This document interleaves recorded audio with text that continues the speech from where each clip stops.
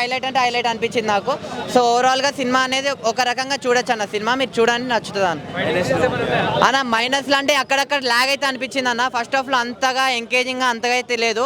First హాఫ్లో కొంచెం lag అనిపించింది, కానీ ఓవరాల్గా సినిమా అయితే బాగుంది అన్న, చూడొచ్చు అన్న. సినిమా జోనర్ అంటే ఒక డిఫరెంట్ జోనర్ అన్న. అంటే తేడాగా తీసిన సినిమా అని అయితే అనుకోవచ్చు. అంటే ఎన్నో ఇయర్స్ 6-7 ఇయర్స్ నుంచి వచ్చిన సినిమా కాబట్టి ఒక రకంగా చూస్తే బాగుందన్న. సినిమా చూడండి అన్న. అన్న 5కి రేటింగ్ అంటారా? అసలు రేటింగ్ ఇచ్చే సినిమానే కాదన్న ఇది. మనం ఎవరన్నా రేటింగ్ ఇవ్వడానికి, సినిమా వేరే లెవెల్ ఉందన్న. సినిమా హిట్ ఫ్లాప్ అని మాత్రం నేనైతే ఏం చెప్పాను, కానీ సినిమా ఓవరాల్గా అందరు కలిసి చూడాల్సిన సినిమా అన్న ఇదైతే. అంటే ఎక్స్పెక్ట్ చేసినంత అయితే లేదన్న. ఎక్స్పెక్టేషన్స్కి మించి ఉందన్న. అంటే విశ్వకర్మ అప్పుడు ఎప్పుడో చెప్పిర్రు, అంటే ఫిజిక్స్ వచ్చిన వాళ్ళకి అర్థమవుతుందా ఇది అది అని చెప్పి ఎవరో అన్నారు. సో అదంతా ఫిజిక్స్ వచ్చినా రాకపోయినా నీకు అసలు మంచిగా సినిమా చూస్తావు నువ్వు.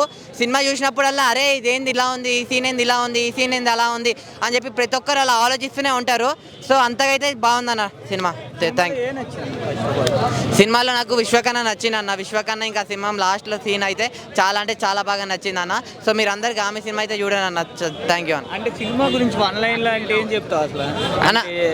కామెడీ అంటే సినిమా గురించి వన్ లైన్లో చెప్పాలంటే పిల్లల నుంచి పెద్దల వరకు అందరు వెళ్ళి చూడాల్సిన సినిమా అన్న ఇదైతే. అంతే. Thank you.